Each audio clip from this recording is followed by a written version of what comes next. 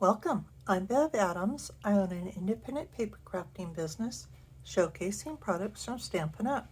I made this beautiful card with products from Stampin' Up. I sell these products and also a few items to make crafting more convenient. I have the free detailed directions for this card on my website. I also have links for the products that I used. If you would like to order those products, you can click those links and it'll take you to my online store at Stampin' Up. You'll see where to find all of that at the end of this video, so don't worry about taking notes. It's time to put stamps, ink, and paper together. This card is called the Slide and Lock, and I've seen several people that have made one similar, so I'm not sure who to credit. I did not come up with this idea. It's your basic gatefold card, so you could actually just make a layer and stick it to one of these sides and open it up.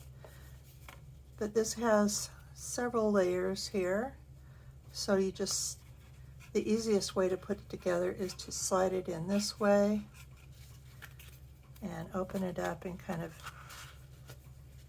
click it like that and slide it to where you want it.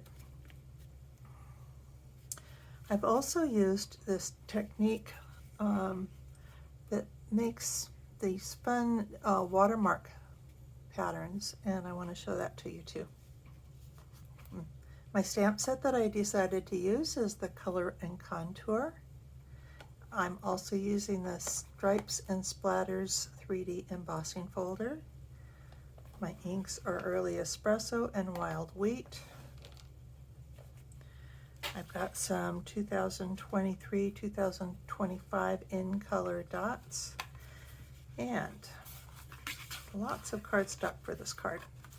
So this is 4 1/4 by 11, and I've scored it just under 2 3/4 inch from each side.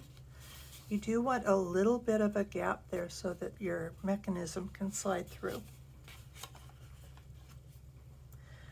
I have 3 pieces of, in this case, Early Espresso.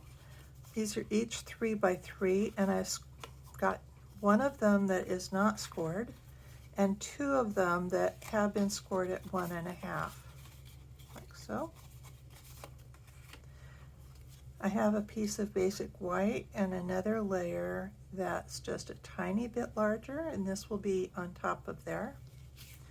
I have 2 pieces of the Lemon Lolly, and then 2 pieces that are a little bit larger than that to layer. And then these 2 pieces go on the inside. I'm going to start by embossing the Lemon Lolly pieces.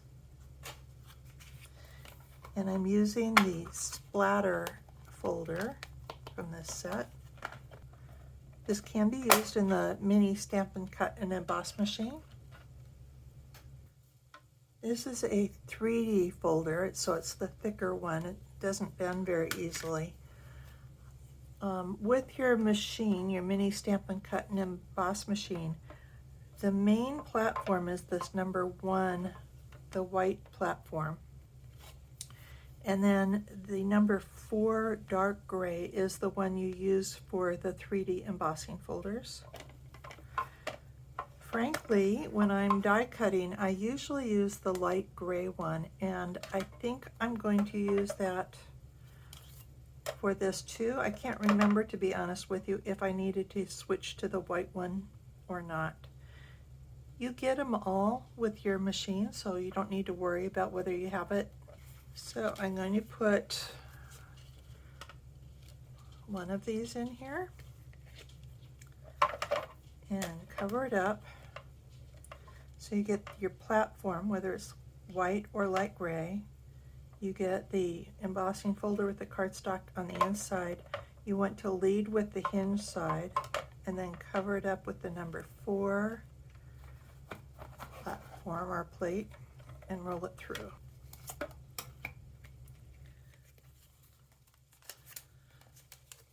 Beautiful. And I'll repeat with the other piece. You may or may not want to highlight the embossing with a blending brush. If you do, you just want to use a little bit. And so I'm going to brush this over. And it just kind of catches on the raised area of the embossing folder. And brings those patterns out a little bit.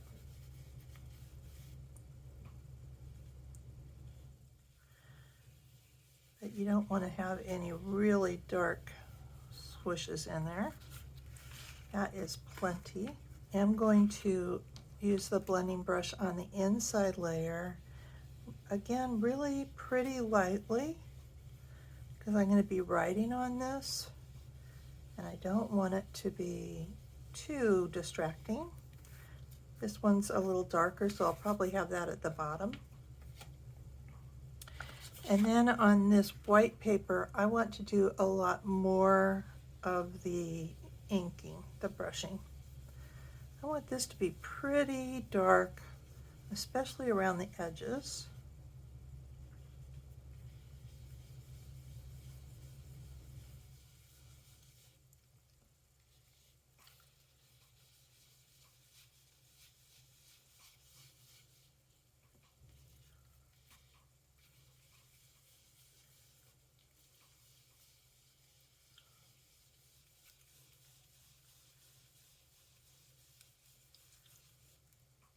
It does not have to be even. In fact, I think this one looks better if it's not even.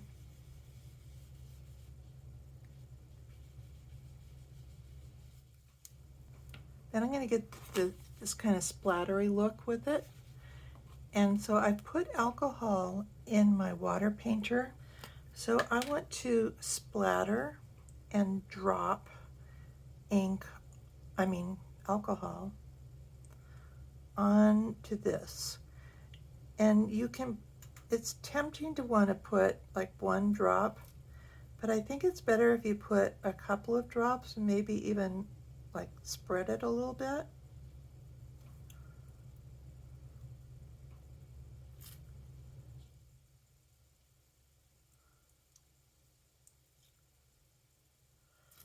And you can also, let's see, you can also splatter it this way and get some finer drops.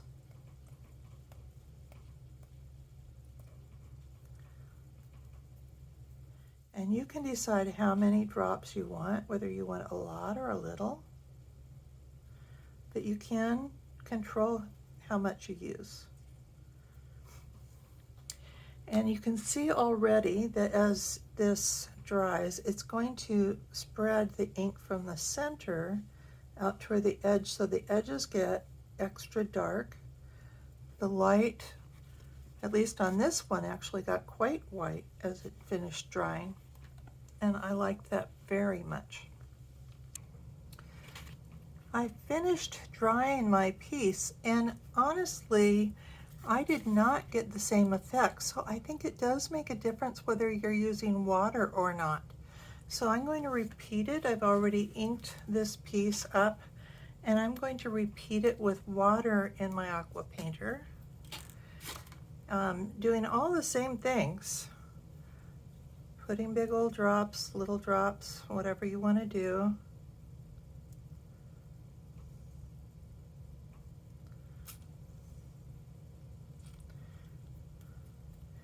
Small spatters, large spatters.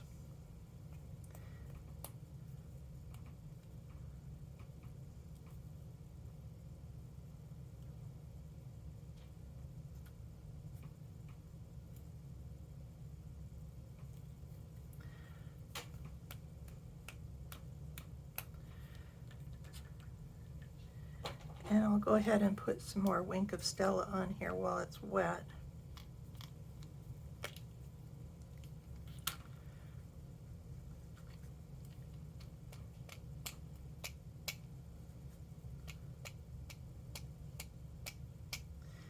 And I will dry this with the heat tool so that it gets done. But I'm a little bit concerned. This one I did dry just in the air dry, and I think it will help for the ink to spread out if it dries air dry. So let me try the heat tool.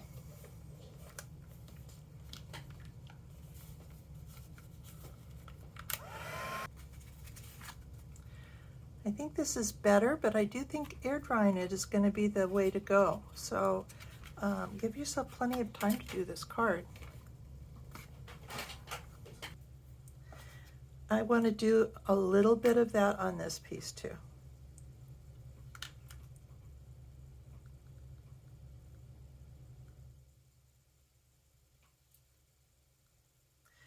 Because I started with white cardstock here and I just used a little bit of ink on the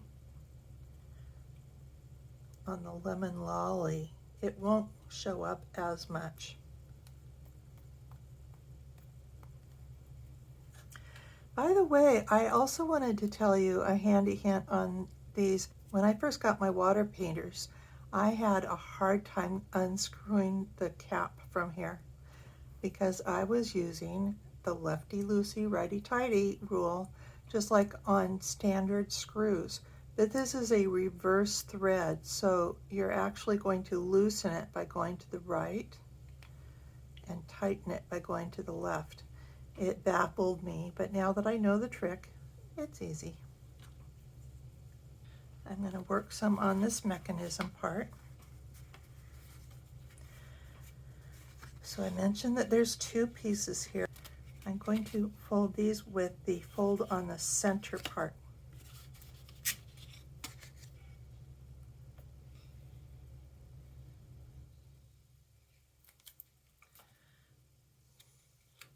So I'm matching up the outside edge.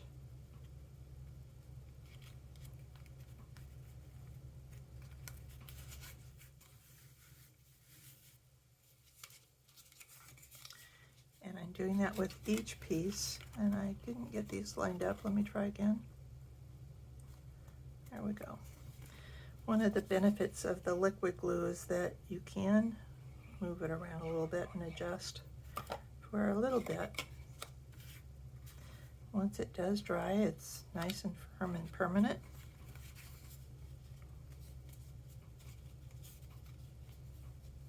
Okay.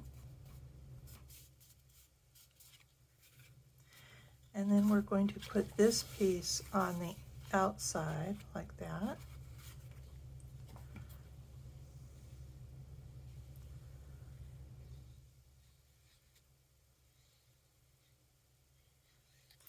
And you want this pretty much centered on here. This piece is larger so that you don't have to worry about this mechanism showing through.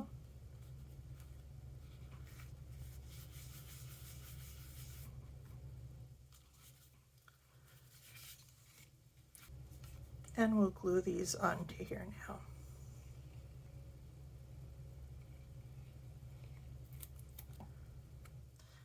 I did want a small border on there.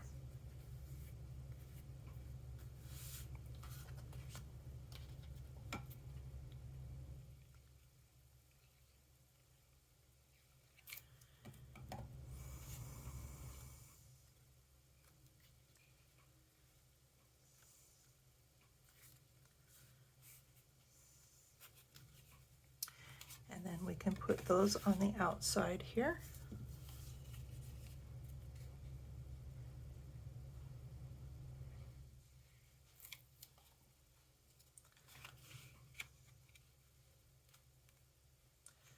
Of course, you can decorate this card any way you want. The mechanism is all right here and this fold. So so the colors and the stamp set and even the size of this mechanism part is quite variable.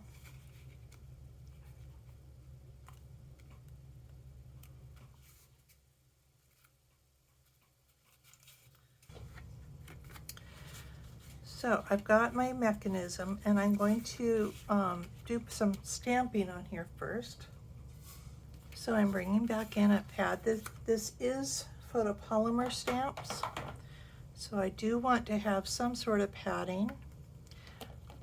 This stamping is going to be in early espresso, and my flower is going to be longer than this piece. And you can, maybe I'll angle it this time. On this one I did it pretty straight up and down. Let me see what, maybe I'll do it this way. I also want to take a look at, see if it matters which way this goes. Maybe I'll do it this way. I want to be sure and have room for my greeting.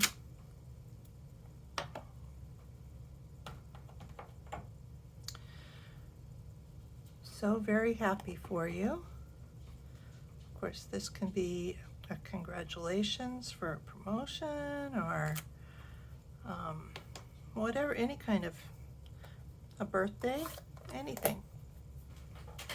And I can color the flowers with some of the wild wheat.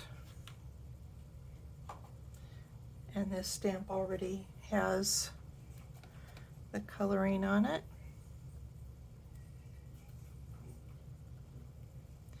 And this is not designed to be perfect. And this will dry a little lighter. And I did stamp the leaf on the large inside layer.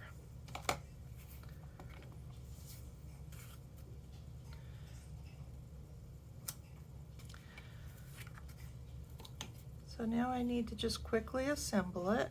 It's practically done.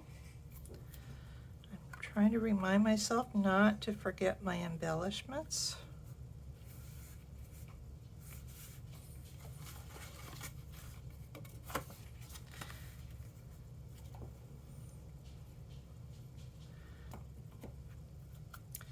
So this obviously goes on the inside.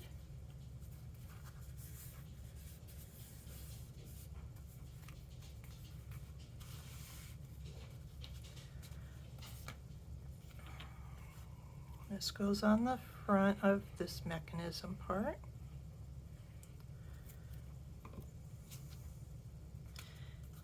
And it looks like I got some splatter on there. Oh well, good thing it's a small border.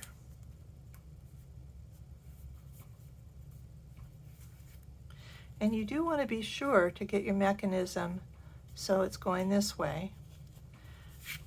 And then you can, as I said before, you can slide it in like that.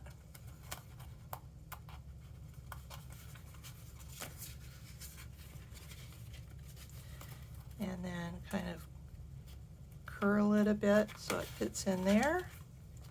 And that locks your card closed.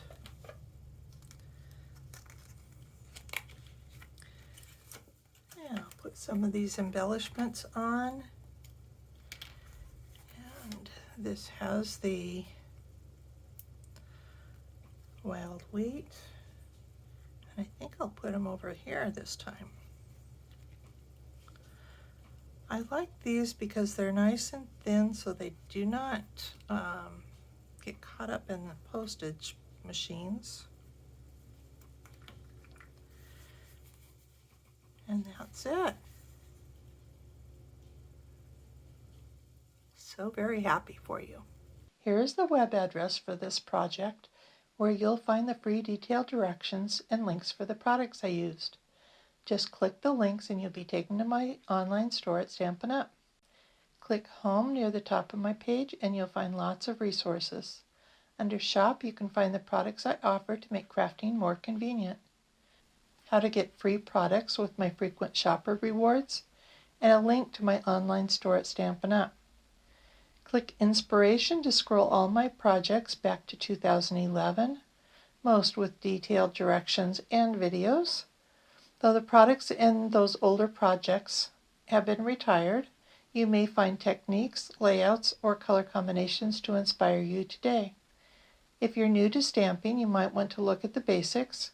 You'll find how to cut card bases and layers, and some of my favorite tools. Under Organization, you'll find lots of free resources such as catalog tabs, labels and case inserts, color tools, and much more. More organization means more time for stamping. You can learn about my Evernote notebook. I have a note for every current product that Stampin' Up! Has for sale right now. It really makes finding just exactly what you want very easy. And you can create your own notebook and search through all of the things that you own to find just what you need. Come stamp with me here in Ventura County, California, or get the best deal of all and join my team of crafters. The team is called SIP Together, and it stands for Stamps, Ink, and Paper Together. Be sure to subscribe to my website and on my YouTube channel. I'd love to hear your comments. Thanks for joining me. Talk to you soon.